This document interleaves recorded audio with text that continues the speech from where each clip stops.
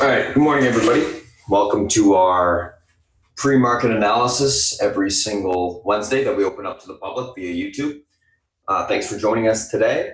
So what's going to happen this morning? So basically, once I'm done speaking, and this is Spartan here, Mama's Options is going to come on, Beth, and she's going to give you a breakdown of the news that happened over the night, any news events today that matter, as well as the commodities, longer-term picture of kind of some ETFs and some of the bigger names that she believes are important to be looking at today. Once that's done, I'm going to come on and give you a breakdown of the individual names that I'm looking at that are gapping up and gapping down. We'll talk about the news associated with those gap up, gap downs, as well as go through the SPY and the FANG. So we'll go through the market itself, Facebook, Apple, Amazon, Netflix, Google, and look at those names, which levels matter in terms from a technical standpoint for the intraday and the open. Once that's done, South Beach will come on, give you a breakdown of the macro environment, any analyst calls he likes for the day, and then we'll come back on, or I will come back on, and we'll give you a quick little recap of what we talked about this morning and get ready for the open. So if you're just joining us this morning, thanks for popping in. And Beth, if you're ready, it's all yours. I am indeed, my friend. Thank you so much. Good morning, good afternoon, good evening, my friends. Welcome for those of you who are just popping in to see what we do every morning before the market opens up. Let's take a peek here in terms of economic data. Obviously, the FOMC is the most important economic event coming out. We did have a nice draw on the API, though. This has been very schizophrenic in terms of draws and builds and draws and builds, but it's nice to see, and that did give us the continuation bid in the oil sector. A lot of the refiners will be coming out with their earnings. They should be pretty bad, actually, just in general. And we might start to see a divergence between a continuation divergence regarding the underlying physical commodity rallying, whereas the refiners are kind of soft. So we'll keep an eye on that. August is a soft month in a lot of different sectors. It does happen to be in the energy side as well. I've been mentioning this chips and, in terms of the bios. So there's a couple things that we have to be aware of. It's earnings season, though, guys, so it's all about earnings going forward right now for the foreseeable future. What came out overnight? Manufacturing PMI was a titch better in China. Non-manufacturing was a titch worse. Obviously, these numbers are manipulated, massaged, but it's kind of fun to see what they are willing to print in terms of their economic data, the Chinese. As far as on the Eurozone, Germany had, much better retail sales, okay? So this is something we have to keep an eye on, guys. If we start to see on the Eurozone things starting to stabilize and move higher, for all intents and purposes, the Q2, the second quarter GDP was basically cut in half. So we saw China, Eurozone softening. We have not seen any softening yet on the US side, which is really quite remarkable. It just shows the underlying strength of the US economy globally compared to its counterparts, okay? Unemployment the same. And then we had, in terms of the Eurozone itself, CPI, GDP, this was better, so it's a little bit better, a little bit worse. It's like a Goldilocks right now over there. We're not seeing anything dramatic happen. ADP unemployment numbers we keep an eye on. And then, obviously, Chicago PMI, another crude, obviously, is going to be, we want to draw, see what happens if it can continue on the crude side. It's bouncing nicely, and we'll go over the charts as well. FOMC, quarter point baked in right now. It's all about the verbiage. And for those of you who are new and not familiar, Wall Street Journal does this really real-time statement tracker. So what it will do is basically show you, okay, what's changed from the prior statement. And this is going to be the bugaboo, whether it's going to be dovish, neutral, or hawkish. All of the economic data would make me think it's going to be on the fence still, which I don't think the market will like. But I don't think we're going to get that much of a decline. And the reason why I don't think we're going to get much of a decline is because Sentiment Trader, which I really love their website, did a nice little deep dive in terms of flows. Now, if you look in terms of SPY, Dow, and the QQQs, last 5 sessions, okay, what we thought and what I thought was happening is actually happening. You're seeing money flow out, okay, in anticipation of the FOMC. I've been talking to, South Beach about, the hedge funds, what they're doing, and he feels that they're still on the sidelines with a lot of cash. So there's a disparity there. But it is notable. So perhaps, and a lot of the decline, if there is a decline, could be shallow as a result of this, because who's going to be selling? Institutions, they're in it for the long run, right? So this would be short-term traders. And as we can see right here, they've already started for the last 5 days, 5 trading days to basically sell. So, and we see that also, guys, in the put-call ratio, because the put-call ratio was in the 70s and now it's basically in the 90s. So that would also lend credence to the fact that a lot of the smart money has been liquidating some of their positions into this FOMC. And it is important because it is meaningful in terms of now it becomes a technical position, and we have the master technician in Spartan. So we'll see what he says. Don't forget, the first reaction tends to be the wrong reaction. So if it drops, you can look for a pop, but it's all about failure, right? Failure to hold or failure to, resist. And we'll see what Spartan shouts out real time for us. Really exciting times, guys. I love it, love it, love it. FOMC, because we've got gold we have to look at. We have interest rates, we have the US dollar, so it's all macro type stuff for me in commodities, and that's what I love to do. Let's take a peek at the Chinese newspapers right now. This is kind of interesting. This is actually the state-run newspaper. And like I say, they still haven't updated their banner yet. Nothing said about the meeting, the trade meeting.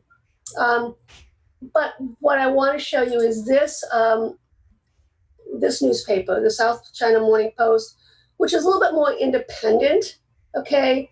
But they're saying that the Chinese basically have done what the U.S. has asked regarding the agriculture side, right?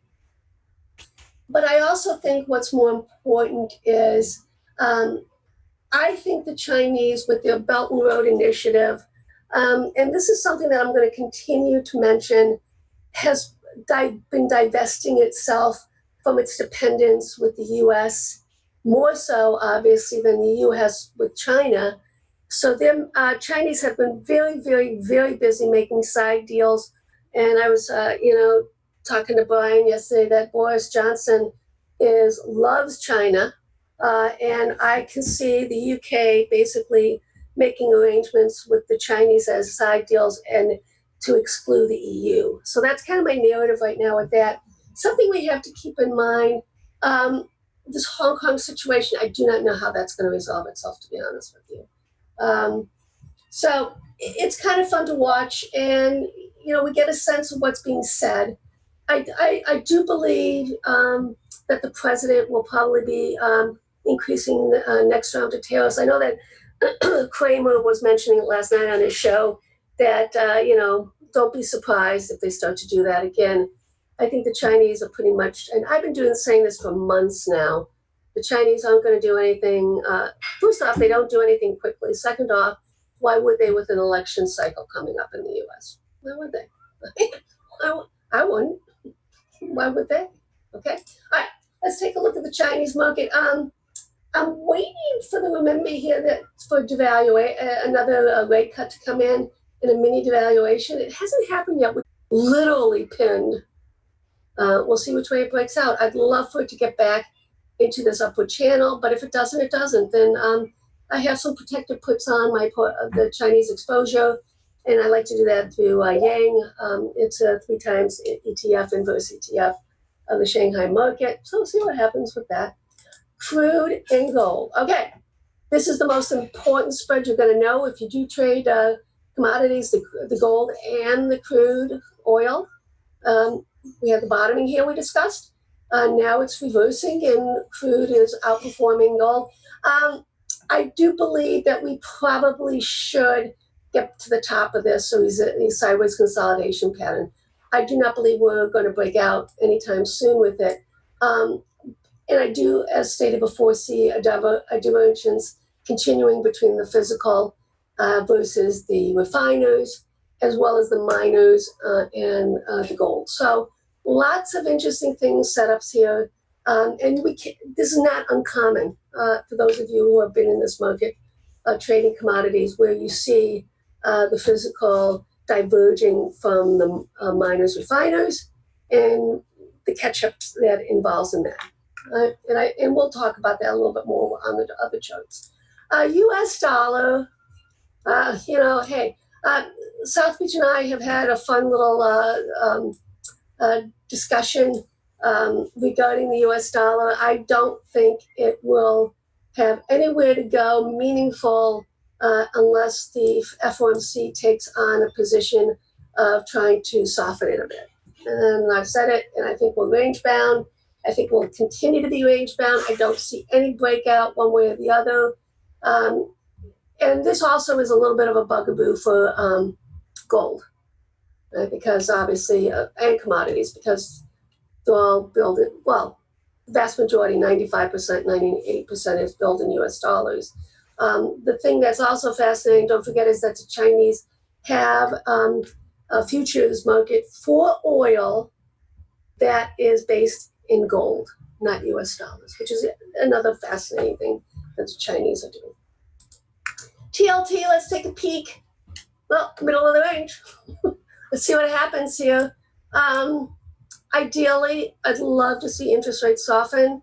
Realistically, I don't know if it's going to happen. I mean, we have to be realistic, right? Let's take a peek at the charts now. It is a FOMC day, guys. So the market, what will probably happen is you'll have your initial move, and then whatever that is, right before the FOMC minutes comes out, 2 o'clock, we'll start to see it around noontime to 12 to 2, basically getting back to neutral. So if anything's, especially on the ETFs, that's what you can expect. All right, VIX. VIX has been red flagging, telling us that the market is diverging here between, putting on protection versus the lows that we're seeing. Never signaled all-time lows. The VXX did. This is notable, guys. You always follow the VIX. You always follow the VIX. And that's kind of telling us right now we're at resistance level here. I think we're going to still stay within this range, guys. And that's what it does. But don't forget, in terms of reversion to the mean with the VIX, would be 19 on it, right? And as you can see here, it's also a fib. We'll see if there's a catalyst that gets us there. There was, however, the put call did go up, guys. So that tells me, that confirms what we've been seeing in terms of money coming off the table. It is at resistance level on the weekly. This is pretty hard because, this is just an indicator that we use, a tool that I shout out on being overextended. So as you can see here, anytime we get above this range here, it'll come back in, and it will more than likely revert to the mean. If it does not, okay, that tells us that the smart money, institutions, etc., continue to be putting on protection, and they're looking for a short-term top in the market and for it to roll over. And it's really simple. That it is that simple. Crude. Crude did something quite special yesterday. And we'll go, and you'll see on the weekly why I basically covered a lot of my shorts, and I went a little bit long. Stick save. Look at it. on the weekly, right? Where are we going from here? I will probably be flat. This should not be surprising that the crude would rally into the FOMC. I probably gotta get out of 3/4 of my UCO. I'll keep a little bit just in case we actually start to break out here, because if we do, guys, and we break this downtrend, we have a lot of room on the upside. We do have some resistance at this level right here, the 60.95, but my target would actually be up here, 64.60. So you do want to have a little bit exposure on the physical commodity, okay? The refiners are not showing anything like that. The Permian Basin, I read an article recently, and there was out of the Texas Fed as well. They came out with an article saying that the Permian Basin is having issues, a softness. They're seeing basically job cutting happening. And I would not be surprised, however, if there was basically consolidation through acquisition. So what does this mean? This means that the physical commodity looks bullish, but I do not see the same thing if you look in terms of the XOP, XLE. It is not the same sort of narrative setup. It did, however, reclaim where it needed to reclaim, right? But with that said, it has a lot of work to be done, and I've mentioned that the seasonality is soft until the third week in August. Okay, so we'll see how that plays out. XOP, I've been short this. I've been pounding the table on it. It is reclaiming where it needs to reclaim, but don't forget, guys, this is a macro event that's happening with the XOP. I say last week of the month, go second, the last 1.5 weeks to the month, in the first week of the month, basically, there is so much pressure going on the underlying holdings of the XOP because of the pension funds globally who are participating in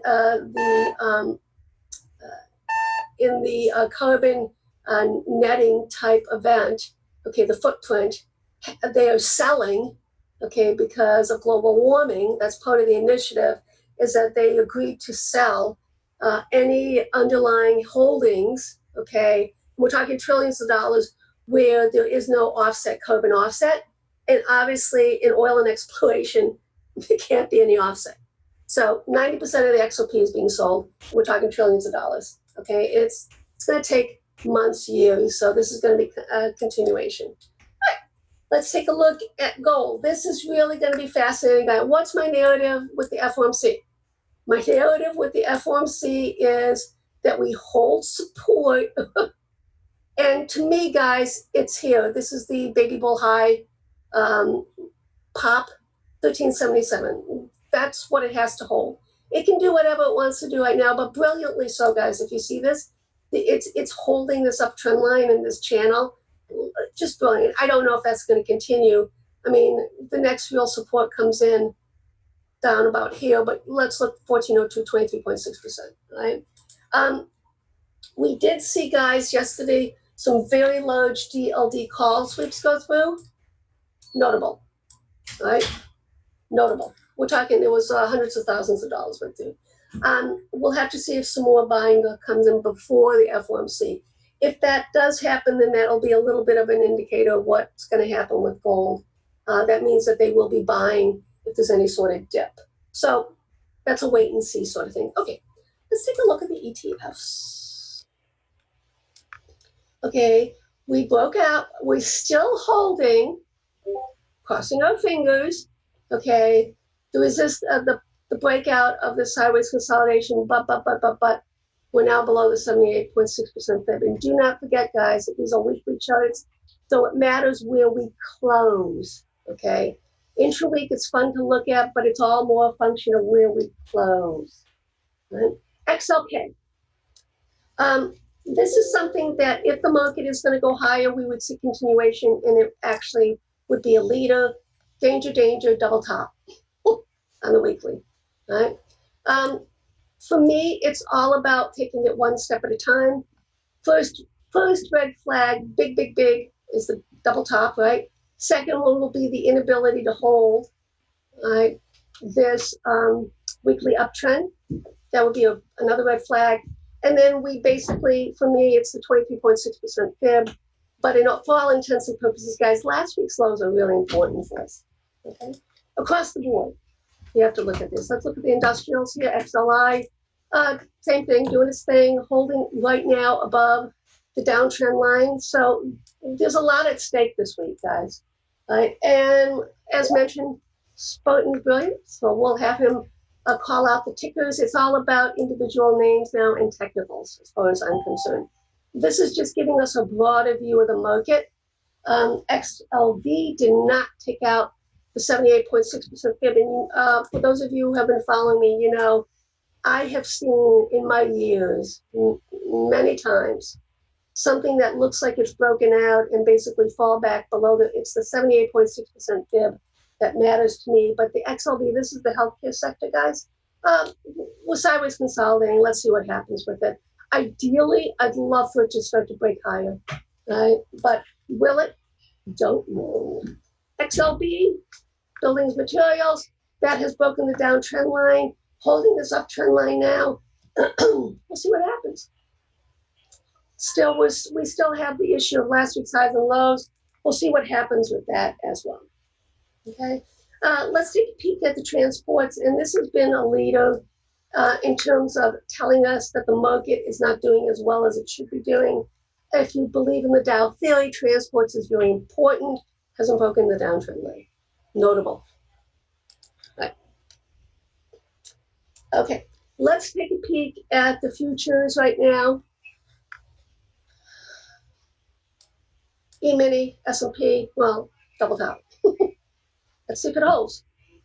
We basically have a well-defined sideways consolidation now, sideways channel. We'll see if it pops the top. If it does and holds above it, last week's high, obviously bullish. And because I showed you that that fund flows, guys, in terms of money coming out of the ETFs, the indices, that's notable that we could have the energy necessary for continuation rally, as long as we hold the technical support lines, and then we can look for the next leg up in the market. And guys, I'm looking for, as the next leg up, first here, 3047. I think that will, and this is an extension point going back weeks and months ago, years ago, okay? I think we can actually get there. Do we break above it? I don't know, but it's going to be all about the technicals right now and see if the market actually holds up. We still have a lot of earnings to go, so that obviously is supportive of the market, but you know, the NASDAQ just isn't looking good, guys. You never want, you know, the S&P to be the leader. But it does have that XLK, so that's a bullish side. Anyways, just be aware of that. And everybody knows I've been kind of the pound on the table here. I believe that irregardless, you want to be long small caps in short QQQs, long small caps in short S&P. Two narratives I have in my mind right now, guys.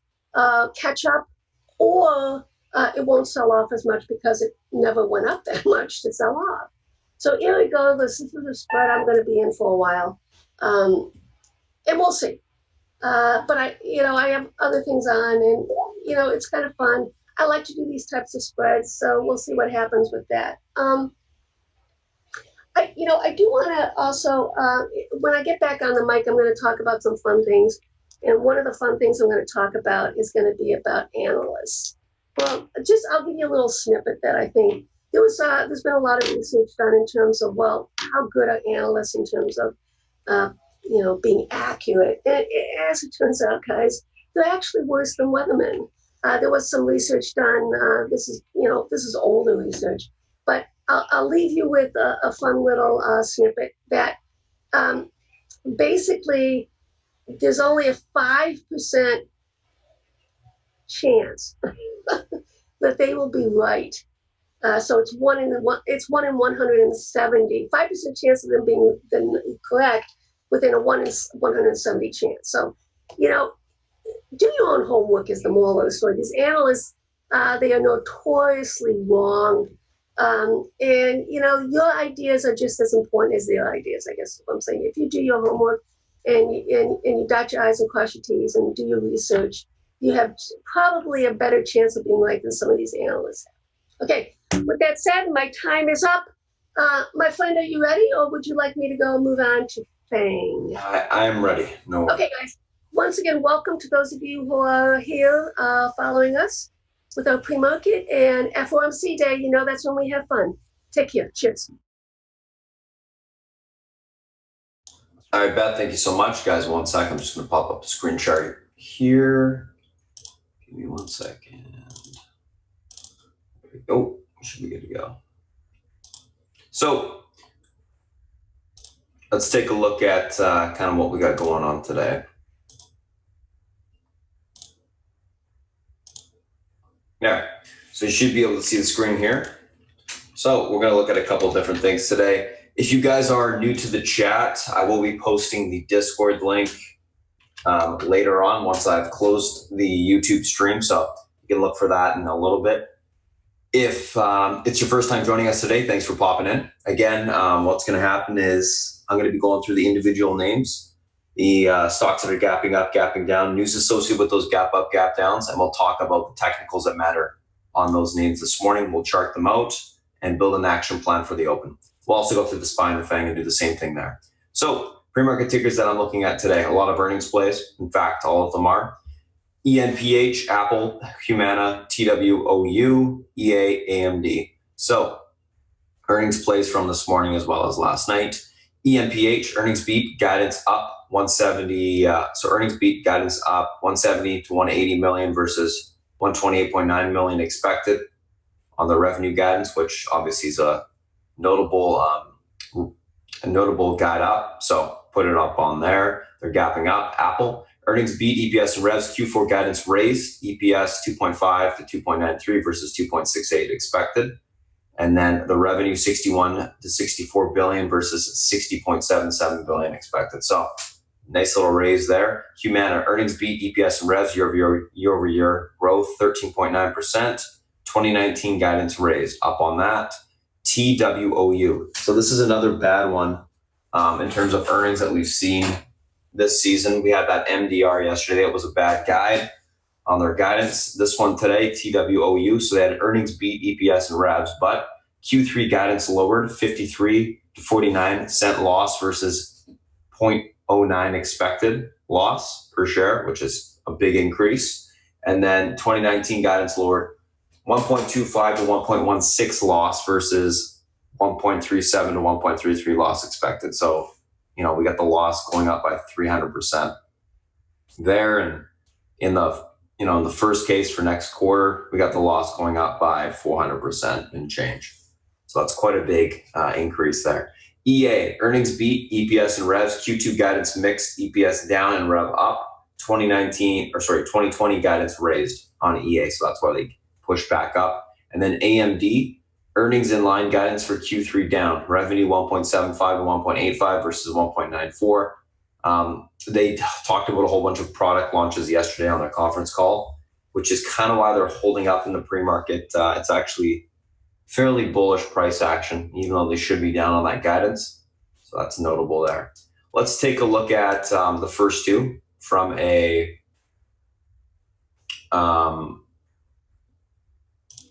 technical standpoint and chart them out. So first two we'll look at is ENPH and Apple, which you can see that, I got all my levels on Apple already, but let me just start deleting some. Don't need all of them. That. All right, I'll get back to Apple after. ENPH. So earnings beat, guidance up, nice chart. Energy stock. Let's take a look at kind of where we got room to today on the daily. I'm going to go back a little bit and see what we got going on. Let's go back 10 years. I think this might be at all-time highs. Yes. So we're at all-time highs on this ENPH. Let's do a little bit of charting on it.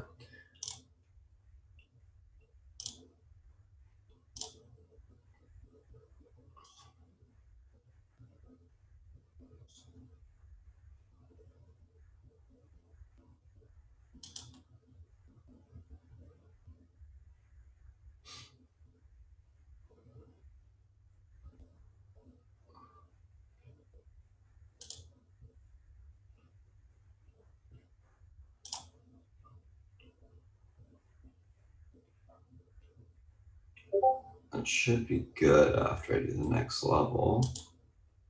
There we go.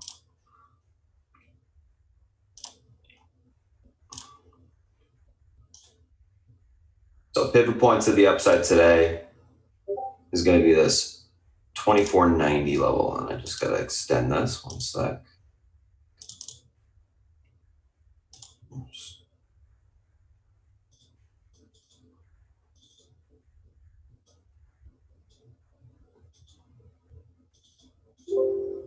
There we go. That 2490 is going to be the pivot point to the upside today. This level's taken out. We got room for continuation towards 2592 and then into the 2697 level. Unable to hold that level, look for a pullback towards 2351 to the 2274, basing on there to take the stock long. Now, what's a pivot point? A pivot point is a area of support or resistance on the daily chart or the weekly, whatever it is. It's a strong support or resistance level on a bigger time frame that if it breaks to the upside, you usually have more room to the upside, quite a bit more room. Breaks to the downside, you usually have quite a bit more room to the downside.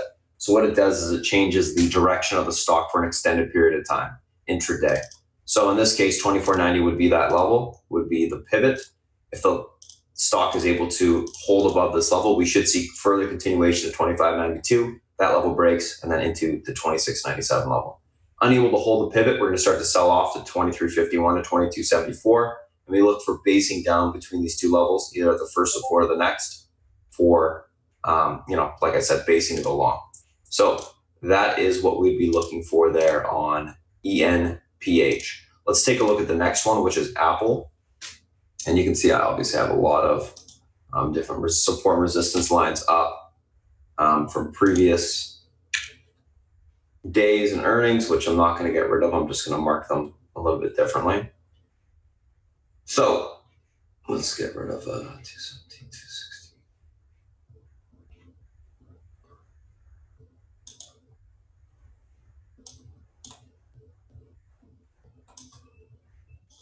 So the pivot on Apple today is going to be this 217 level.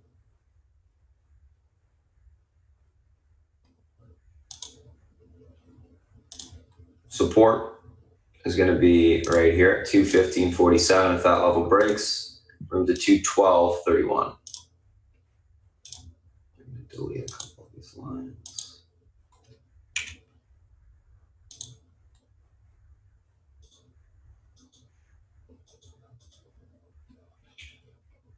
There you go. Resistance to the upside is going to be the 220.18 level. If that level gets taken out, we get room to 222 today. So Apple 217 is your key pivot point this morning to the upside. If we're able to hold this level, we should see continuation of 2020.18 to 222. Unable to get above this level, 217 and hold. Look for a fade off towards 215.47. If we can't bounce off of that level, we'll sell off further towards the 212.31 area. Remember, there is FOMC today, so that's going to affect the stock as well. Obviously, if that 212 breaks, it's probably going to fill the gap. That's EMPH and Apple.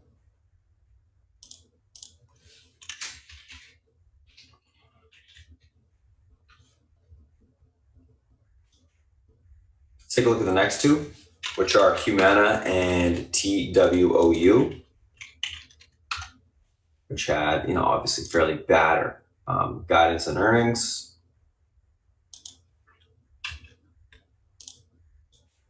I'm just going to sell some more Apple here. TWOU and Humana.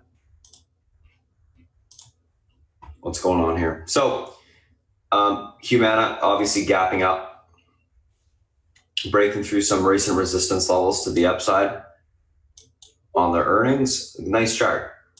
Stock's been beaten down a little bit previously. So let's take a look at kind of what we got going on. Obviously, this 312 is going to be a resistance level.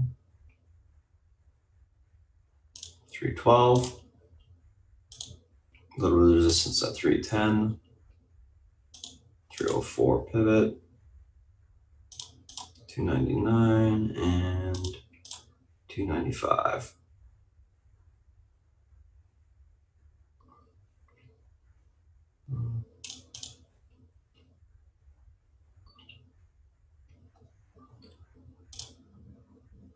Let's look at the intraday chart. I'm probably going to get rid of some of those levels.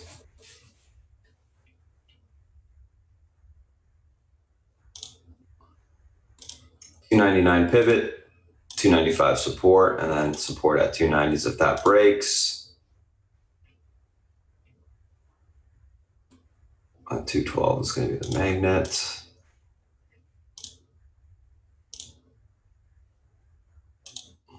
Don't need this level. Get rid of that close level, and I'm going to go look for a one level a little bit farther out.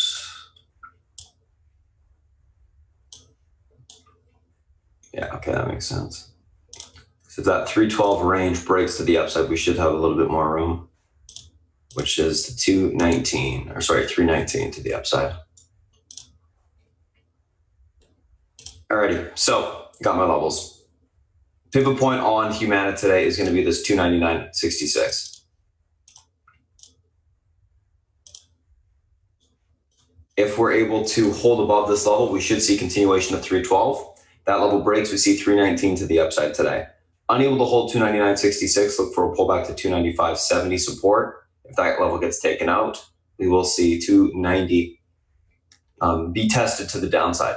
Down there, we can look for support too, and basing to take the stock long. So that is Humana. I'm going to actually zoom back out so we can see that 219 or 319.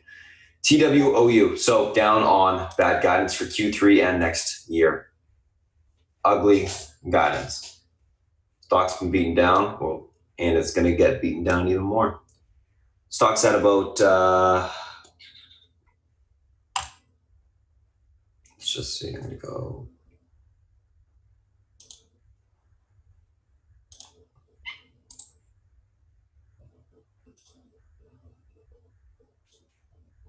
Turn off, I have no synchronizations off, good, okay.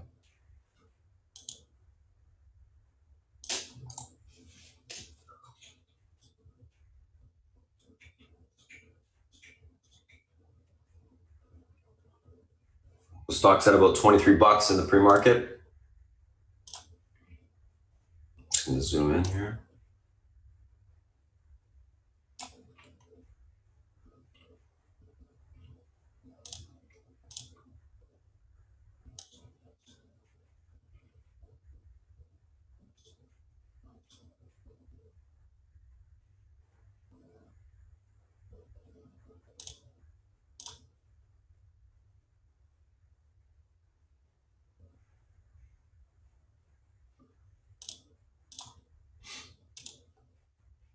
Let's take a look at this intraday chart. I might have to go up a little bit further. Yeah. It's quite a bit of range.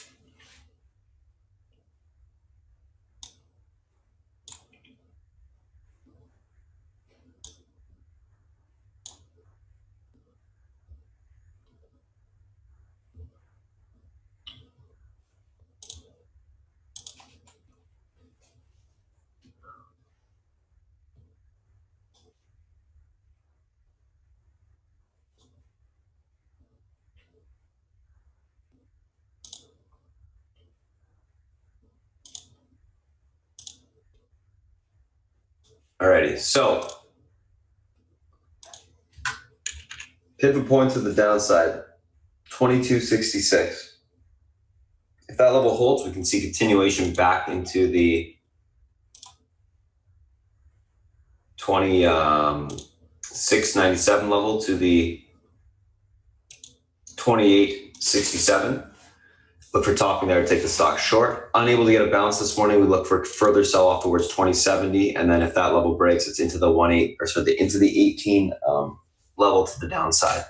So obviously, stocks gapping down, being essentially almost cut in half here.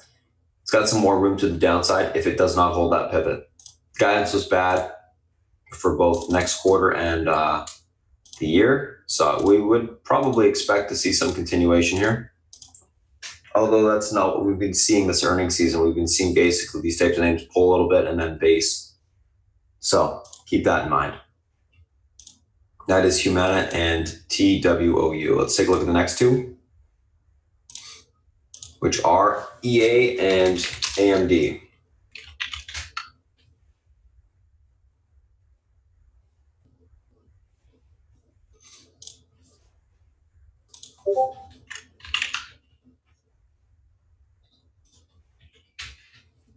EA and AMD. So EA, let's take a look at this chart on the daily here.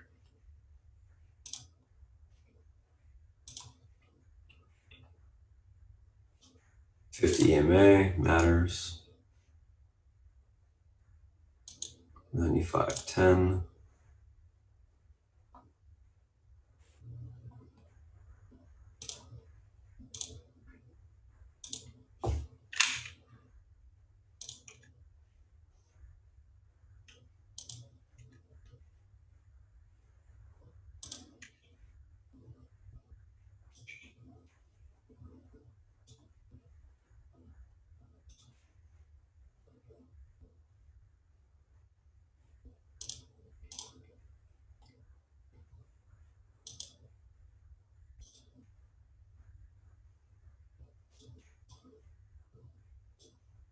All right, EA, let's take a look at this chart. So EA, support on the the pivot point intraday is going to be 92.90. If this level holds, aka this is the 50 EMA on the daily. If this level holds, we should see continuation towards 95.11. 95.13. If that level breaks, we see 97.17 to the upside today. Unable to hold the 92.90 level, look for pullback towards 91.13 to the 89.90 level and basing there to take the stock long. Overall, right now on EA, I am leaning bullish. It's above the pivot. It's above the 50 EMA on the daily, kind of coming off of a little bit of a sell-off into the earnings with room to the upside. So I think we can see further continuation up here. AMD holding up extremely well off of the earnings. Let's take a look at kind of what levels matter for today. So obviously 50 EMA, we got to mark that. Recent range right here, which seems to be what's holding in the pre-market. That's going to be the pivot in 32.49. And obviously we get that lower level marked. 30.61, 31.29, 32.49.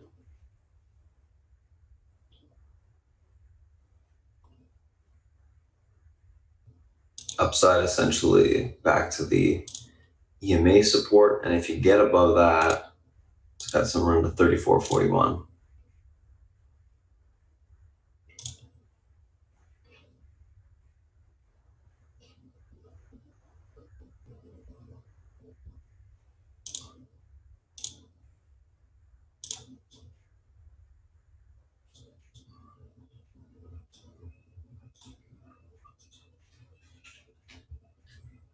EA, very interesting chart here.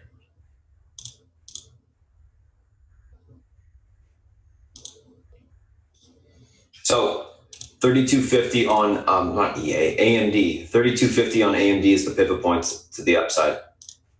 Daily range support, which seems to be holding right now. If this level breaks, we should see continuation lower back towards the 50 EMA, 31.30. 50 EMA breaks, we will start to roll over towards 30.61 to the downside.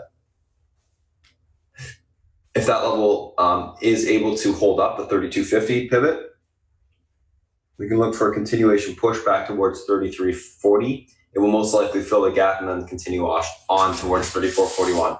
Maybe get a little bit of a squeeze. I think it acts extremely well in the pre-market. So I think that is kind of what we can see today. So keep an eye on that.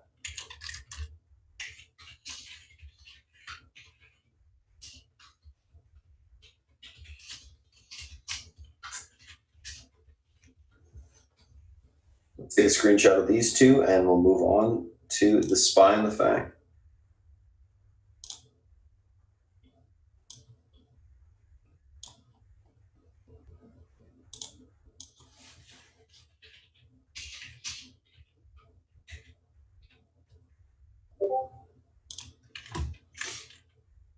So I'm just going to save this real quick. There you go.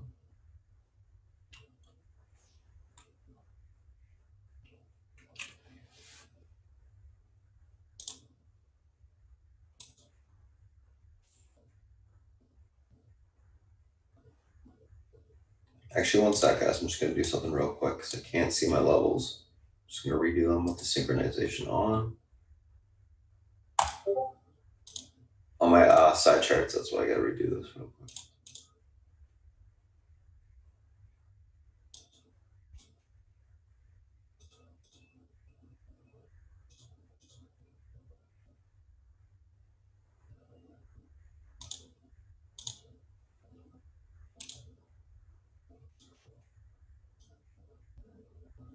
There you go. That was good. Alrighty, so let's take a look at the SPY and the FANG.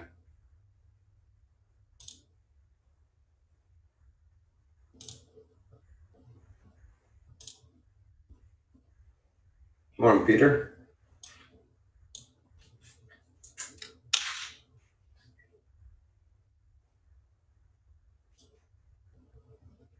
Alrighty, let's take a look at the market itself. Big day today, FOMC. Oops, SPY. Obviously, we're going to move on that quite a bit. There's going to be quite a bit of levels that matter today. I'm actually going to give you more of a bigger picture just because the market itself, later on, we're going to want to know what the heck the levels are, right? So let's take a look at this. Let's get rid of that. Don't need this. So the pivot point on the market today is going to be 350. Actually, 345, whatever. This level breaks, we're going to have room down towards 299.54. We take that out. We see further continuation, 298.46, and then into the 297.17 area. If we are able to hold a pivot this morning, room back towards $301.50. We get above there, we got room to 302.30, and then possibly into the 303.13 area on positive data today. So some big levels today. Overall, this morning, I'm leaning bullish on the market. I'm going to be looking for a continuation grind higher, back towards this 301.50. Whether or not it breaks, we'll see. If we can't get above it, it's probably going to be range bound between 301.50 and 346 before the FOMC. And then after the minutes, obviously, we're going to have more range. Probably top of the range is going to be 303. Bottom of the range is going to be 298.46. Overall, in this morning, leaning bullish until FOMC starts, and then not expecting anything unexpected. But we'll see what happens.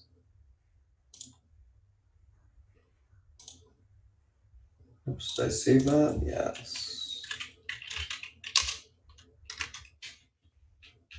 So that's the SPY. Let's take a look at Apple. I already did Apple. Sorry, Amazon. We'll do the rest of the thing. So Amazon, a couple different levels that matter today. 1896 is your key support. If this level holds, we should see room back towards 1914. Get above that level, we can see 1930s, possibly a break of that towards the 1960 level today. Sorry, 1952 level today. Unable to hold 1896, look for a sell-off towards 1880. If that level breaks, we got room down towards the 1850s on the downside. So Amazon, decent amount of room today. We'll see whether or not it holds up. Overall on Amazon, this morning leaning bullish as the uptrend's holding and it's above EMA support. I'll give you thoughts on BYND later on after South Beach is done when I come back on. Netflix, 322 is the pivot to the downside today. This level breaks, room down towards 317s. If it's able to hold, we can bounce back towards 328. If we get above there, we can push towards 330. Overall on Netflix right now, I'm looking for a retest of 328 on the open. We'll see if we can break the downtrend and get a little bit of a bounce. If not, then it's going to sell off towards that downside support level.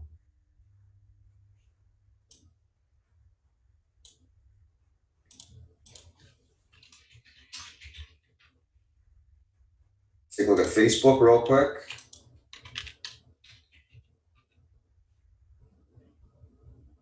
Facebook, 196.30 pivot support today. The level breaks from down towards 195. If we're able to hold, we can see retest to 198 to the 199.20 area to the upside. Overall on Facebook, I'm leaning bullish, looking for a continuation back up. Looks like it's got room to push this morning.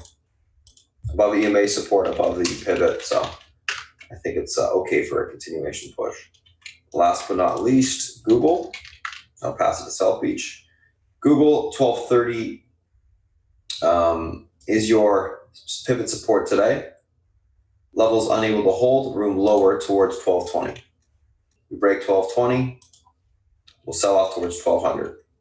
Able to hold 1230, we can push back towards the 1237 to the 1245. A little bit of a downtrend intact right now. It is kind of a flag pattern setting up for the next leg higher after these positive earnings. So watch for that. And by watch for that, I mean watch for the downtrend break for continuation higher. If you guys are trading that EMPH, the guys in chat, which I've typed out where it's got room to now, make sure to be selling some into this little extension here.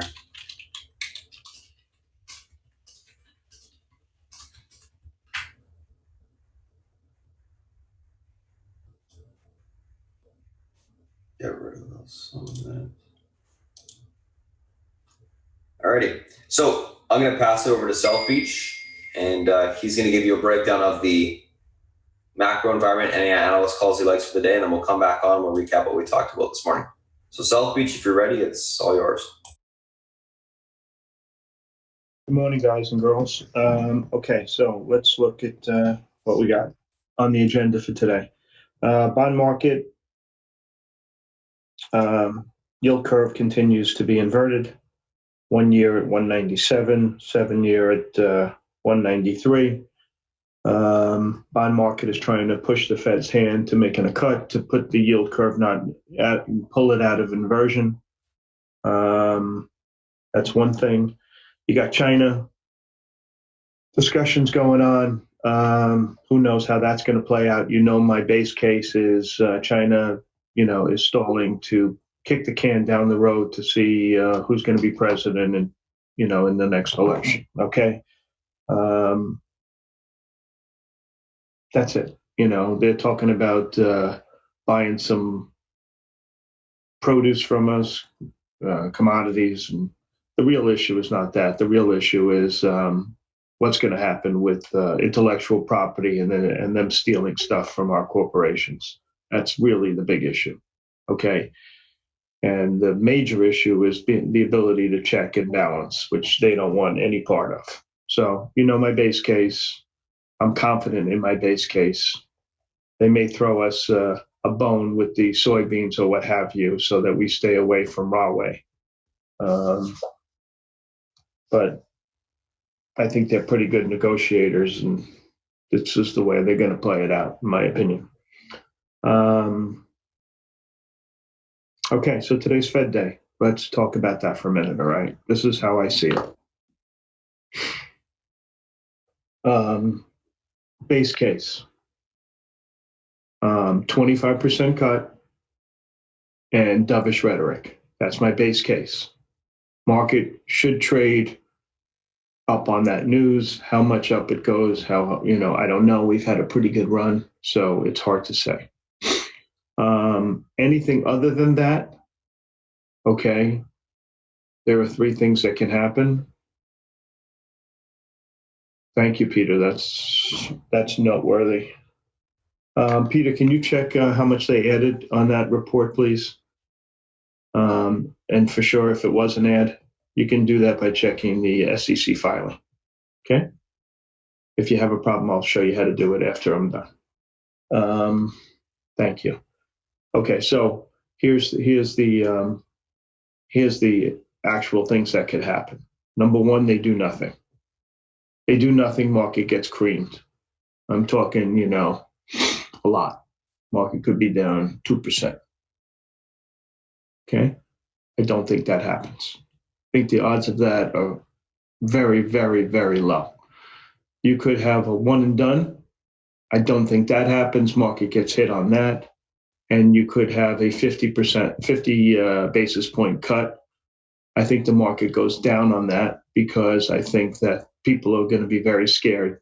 What do these guys know that we don't know? All right. And the market should sell off on that.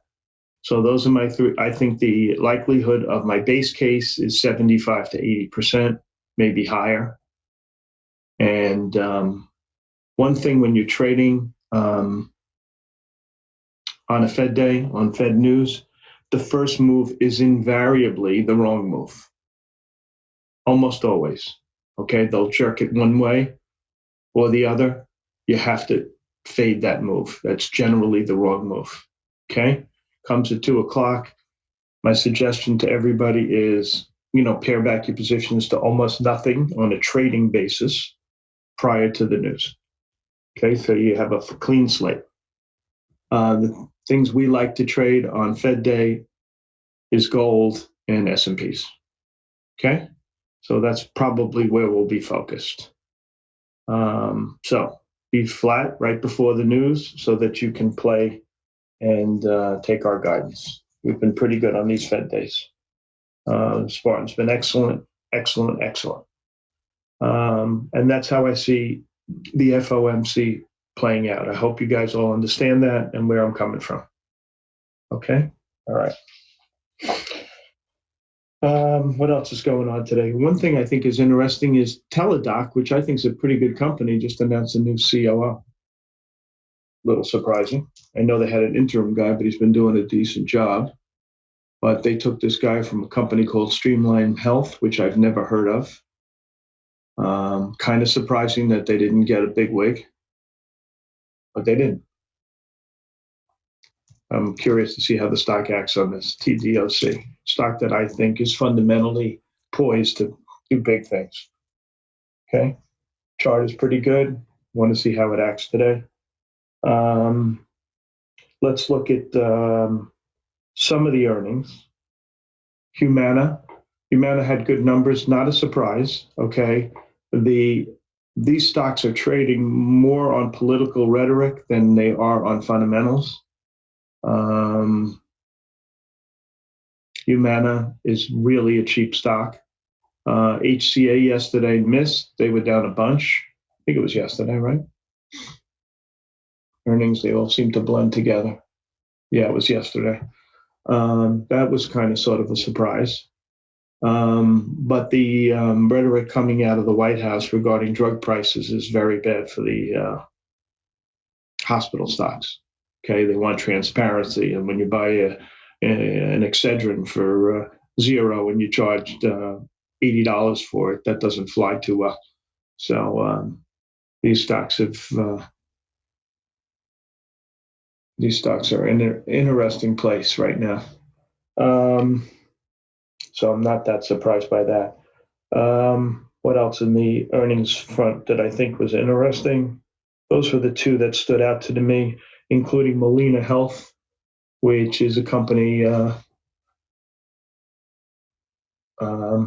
I'd like to trade, and they had good numbers. I'll see how that acts after the opening, but it's up a bunch prior to.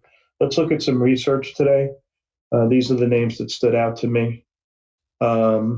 Interestingly enough, two big dogs, Citibank and JP Morgan, were bullish on FireEye with the bad numbers, and they think that this is like the end of the bad news. I've heard that before in FireEye, but we'll see how it trades. I might take a shot on that one if it has any kind of stability to it. So I thought that was interesting. What else on the long side? I don't like KeyBank, but they were bullish on Paycom, PAYC. Let's see, what else? A couple of guys were bullish on Apple. That's no surprise. And yet some guys continue to be, look, Apple blew knocked the cover off the ball. Let's be very clear on that one. MOS Citibank is thinks the end of the bad news in the fertilizer stocks, so they were positive on MOS, CF, and NTR. These stocks had good action yesterday, probably continues today, and they're pretty decent traders, and they look like they're breaking out of a trading range. CF, MOS, NTR, they're kind of interesting to me. What else? LSCC had good numbers. Susquehanna bullish on the stock. The stock's been acting well prior to this. And we'll see how it does today. Looks like it's up a bunch already. One stock that I like is this FIS, initiated it by Brenberg. I thought that was okay. Just reiterated what I already thought. A couple of guys liked MA. You know I love MA. I love V. So that's that. Let's see if there's anything else that was interesting. JP Morgan was positive on Alexion. And Under Armour Goldman reiterates the buy. On the sell side, you had Citibank raised their target in AMD from 7 to 8. I don't understand why this guy's still an analyst if he's got an $8 target on AMD. Seems like he's hiding under his desk. Grubhub, Lehman reiterates the sell, reduced the target to 62. That was a big call.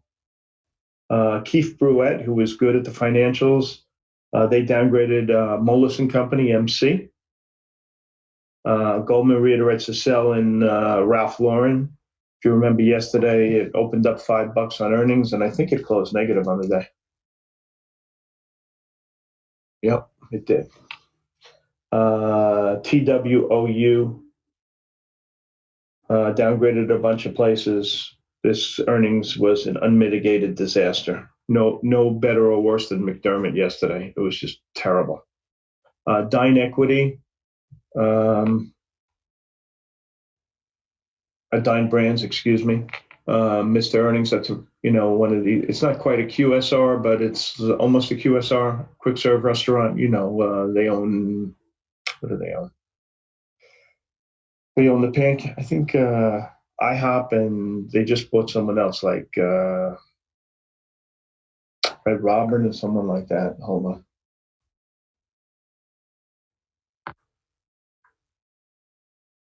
Applebee's, sorry. Same thing. So that's what they do. They missed.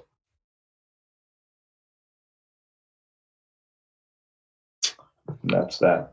What else? Earnings-wise, research-wise, there wasn't much else. A couple of guys paid PAYC, raised targets, a couple of target raises, nothing exciting on that. Position-wise, I had a small put butterfly in AMD, in Apple that I paid 30 cents for. So what I'll do in that case is these 200 puts will probably open greater than 30 cents. I'll sell them, and I'll be naked on the 95 and 90s through the end of the week. I'm comfortable with that, and I'll sell these puts at above 30 cents, and I'll end up not losing any money. That's how I plan to play this one, okay? And that's how I trade these things, these butterflies into on an earnings week. There's really almost no risk in these things. I think I'll get 30 cents for them. If not, I'll get 20 cents and I'll lose a dime. Okay, but I'm not worried about Apple going to 195 this week. I don't know what could possibly get it to that level. What else? I think the healthcare stocks are going to be my focus today with Humana. I'll be watching the rest of the group, UNH, Anthem, Cigna. Cigna, I think, reports tomorrow. Let's look at who reports tomorrow. I like doing that. Tonight is Qualcomm. Qualcomm is more of a not so much an earnings play, but a play on what's going to happen with this patent that they have on 5G, and see how the courts rule in that. That's really the issue in that stock. You got TWLL, LRCX, Western Dig, CXO, Oxy, VAC, I'm just naming the ones that I think we trade. Teladoc is tonight. That's good to know because I would maybe play that new COO. And tomorrow, prior to the opening, you do have Cigna. Cigna is a super cheap stock also. You got Dunkin' Donuts. I was thinking about buying puts in that thing because this new low carb craze, I think, affects the stock, and it doesn't yet show up in the action in the stock. Let's see. No, it looks great. It's probably a waste of time. Maybe I'll do a put butterfly, but Dunkin' doesn't trade like Apple, that's for sure. You got AmerisourceBergen tomorrow, prior to the opening. Parker Hannifin, a big cyclical stock. You got Yeti, kind of sort of like a cult stock, and Wayfair. Those are the big names that I can see. Yeah. Okay. Position-wise, Log-M, A&V, AMT. I just bought some of this SLS pre-opening, just a second. Actually, it's up 2 cents since I bought it. The reason I bought it is I'm just looking at the volume over the last few days, and someone pointed it out on the site, and they got 12 million before the market opens, and there was a little news, something about Keytruda in combination. Let me see if I can find it. It's a little piece of crap, but sometimes you never know, you know? Let's see if it comes up. Sometimes my news locks, so unfortunately I have to, yeah, here it is, combination with Keytruda. Maybe, right? It's possible. I took a shot. Listen, for 22 cents, what am I going to lose, right? What else? AMD, I'm thinking about trying this on the short side. I'm going to wait to see what Spartan says. My inclination is to short it, but he's been really good on this stock, and if he agrees with me, I'll probably lay into it. If he disagrees with me, I'll probably put my toe in the water and see how it trades. But this AMD is obviously weighing on the group, right? You see them all down this morning. Okay. Anything you want to talk about other than AMD?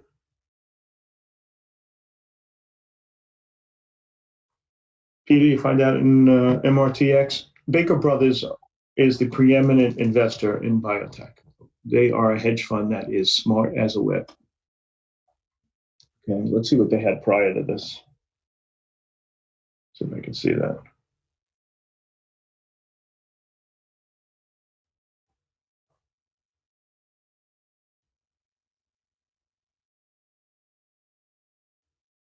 I don't know. You know what? I don't want to waste your time. So when I see something, when I research it, I'll let you know. Anything else, guys or girls? Any thoughts on GE? That's a good question. Dewan. Look, here's the bottom line in GE. This guy's a really good CEO. I mean, like, if anyone can take them out of the crapper, it's this guy. So it looks like he's trying to do a good job, and maybe he is. You know, and in the meantime, you're making almost 4% on your money, so it's not a bad place to be. I mean, this is the first time, you know, it kind of this is like the real number, so I think it's okay. You know, it looks like it's flatlined here. When you see a stock like this that's been in the crapper for such a long time, you want to see a long base of stops going down. You know how I feel. You find your ideas on the bull side on the new high list, and for shorts on the new low list. And so this one is not that far off its low, but it hasn't really moved since the beginning of the year. So it's flatlined now for 7 months, which is pretty good. The longer, the better. So I think it's probably okay. I mean, you're going to get rich here? No, but clearly he's doing the right thing over there. So at 4% yield. Okay, thank you, Peter. So the MRTX go from 7 to 8.7%. These guys are really smart. Okay, these are no doubt in my mind that this is the best biotech hedge fund there is. Okay, Baker Brothers really really smart dudes. Okay. I mean, they made ridiculous money on this Seattle Genetics, SGEN. They were buying that when no one wanted it. Okay. Google's Guggenheim downgraded PayPal. I wouldn't pay too much attention to that. I mean, Guggenheim does have decent research. What I would pay attention to is the 17-day and 17-week. Okay, it's below both. So if you're asking me to play this one, there's only one way I am allowed to play it, and that's short. Okay, you know my rules. Okay, so I don't like it, not because of Guggenheim, but I don't like it because of the chart is terrible. Let's go back and see what Guggenheim exactly had as a target. Let's see what they put. 104. Okay. It's probably worth playing. Play stops, D Shore. It's clearly in the down channel, in my opinion. Okay. So, and getting that back to that 17 day, 17 week, all the indexes are in pretty good shape. Okay. SPYs are fine. Qs are fine. Just double checking as I say it. Basically, the SPYs and the Qs are sitting on the 17-day, but I like to see confirmation before I get negative, and or a cross between the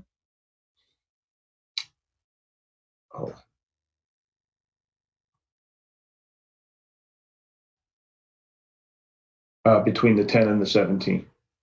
Okay. If those things cross, then I get pretty bearish. If it crosses on the daily, and it's not. Okay. That's the key for me on the daily. If they just cross the daily a little bit, I don't get really nervous. But if they cross, that's a whole nother can of worms. Let's see if PayPal crossed, just out of curiosity. And it did. I don't like PayPal. I think you're onto something.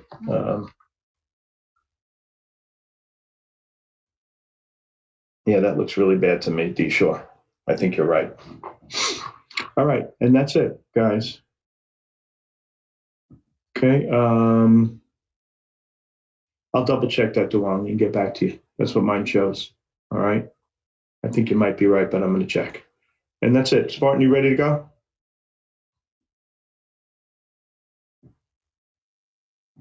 Yeah, I'm ready. Okay. Thank you. Duong, I'll be back to you on that. Awesome. Thanks, South Beach. All right, guys, let's do a quick little recap of what we talked about this morning. I posted all the notes as well as the chart in the pre-market tickers section. So if you guys are just coming in on the stream right now, we went through the SPY, the FANG individual names that are gapping up, gapping down, news associated with those names, analyst calls, et cetera, et cetera. We basically covered a wide range of everything in the market. This morning, some things that I'm looking at, little recap. EMPH, Apple, Humana, TWOU, EA, AMD, EMPH, earnings beat, guidance up, gapping up. Apple, earnings beat, guidance up, gapping up. Humana, earnings beat, guidance up, gapping up. TWOU, earnings beat, but Q3 guidance and 2019 guidance down quite a bit.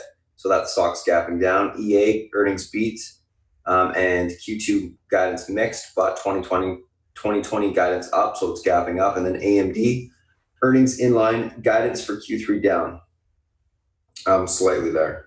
So they're gapping down a little bit.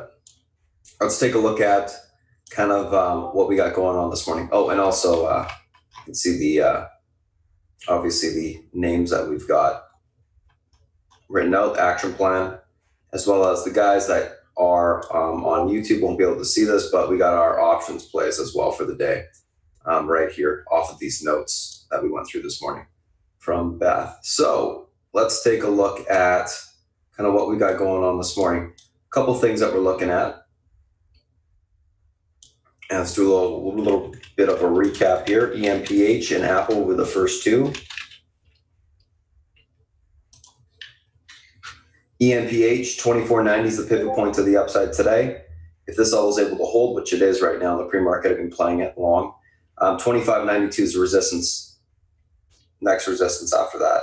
That level breaks, we got room for continuation towards 26.97 this morning. If we can get through this level this morning, we can blow off towards 29.30 to the upside. Unable to hold the pivot point if it pulls back this morning to the pivot for a pullback towards, if it breaks to 23.51 to 22.74, basing within that area to go long. Apple, 217 is your pivot point to the upside today. This level holds, room back towards 220.18. If that level gets taken out, we can see a continuation squeeze towards 222 today. Unable to hold 217, look for a pullback to 215.47. 215.47 breaks, we can sell off towards the 212.31 area to the downside. We can look for basing down there to take the stock long. Overall on Apple, I'm leaning bullish, looking for continuation higher. Let's take a look at the next two, which are Humana and TWOU. So Humana, gapping up, positive earnings guidance, and stock is right above the pivot, which is 299.66. This level holds, we can see continuation of 312. That level breaks, room to 319 to the upside intraday. Unable to hold 299.66, look for a pullback to 295.70 to 290 and basing down there to take the stock long. Overall leaning bullish, looking for a continuation higher. TWOU, bad earnings, bad guidance. 22.66 your pivot point today. This level is unable to hold, room lower towards the 20.60 area. If that level breaks, we see continuation sell-off into the 18.50 area to the downside.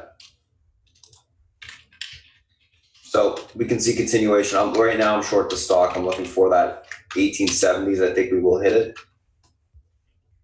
If it is able to reclaim the pivot point this morning, look for a push back towards 26.97 to 28.67 and topping there to take the stock short. So that's what we'll be looking for there. Let's take a look at EA and AMD.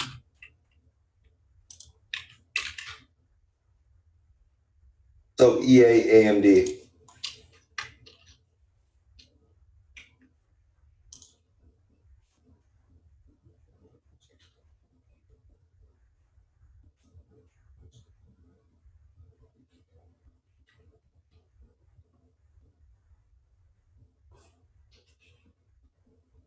One sec.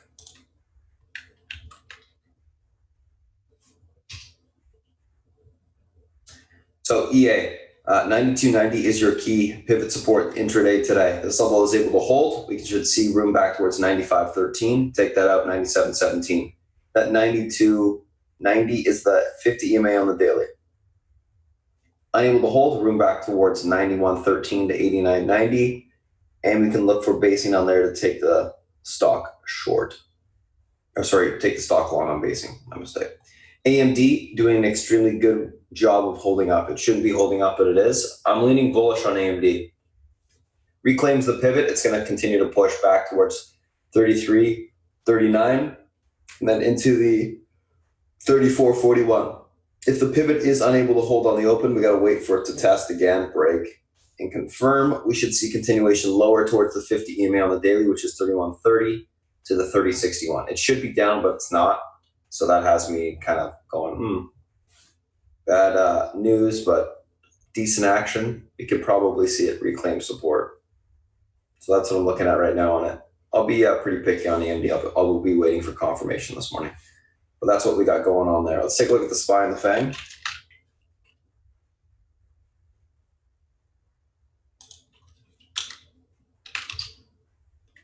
So SPY, today we got some big levels, obviously, because it's the FOMC. So a couple things that I'm looking at right now are this. 346, your pivot point intraday today. Level holds, we got room towards 301.50. We'll probably be range bound between these two levels before the FOMC today. 301.50 breaks to the upside, room to 302.30, and then into the 303.13 area. If 346 is unable to hold, room down lower towards 299.54 to 298.46. Possibly could blow off towards 297.17 to the downside today. Take a look at Amazon. Amazon 1896 is your pivot to the upside today. Holds room to 1914. Break that level, we can get to 1930s, possibly to 1950s, depending upon what happens with the FOMC. Unable to hold 1896, we look for a pullback to 1880. At level breaks, we see 1850 to the downside. Netflix, 322 is your pivot to the upside today. If this level holds, we should see continuation back to 328 this morning, which is where I believe we will test. If you break 328, we can squeeze to 331. Unable to hold the 322 area, room 317.50 to the downside. Facebook, 196.40, pivot to the upside today. Holds, room to 198, and then into the 199.20 level. Unable to hold 196.30. We got room lower towards 195. Google, 1230 is your pivot to the upside today. Holds, we got room back towards 1236 to 1245. It will be breaking the hourly downtrend at that point. Stock's been in a little bit of a downtrend since the earnings. It's actually kind of a flag pattern forming, right? So watch that level to break for continuation higher. Overall on the Google, I think it's just consolidating for a move up. So until it breaks the downtrend, don't take it long. Just wait. That's what you're going to be looking for there. So that's the SPY individual names that we're looking at today, as well as the FANG. If you guys just joined us on the stream this morning, thanks for popping in. We're going to cut the stream right now so I can send out the Discord link for the guys in chat and answer their questions. Yeah, and other than that, guys, if you do have questions, feel free to send me an email or, hit me up on Twitter. Spartan@spartantrading.com is the email. You guys can send it to on YouTube. So happy to help answer any questions you guys got. All right, let's take a look at the questions we got going on today. Johnny, I know what I wrote on AMD, boss.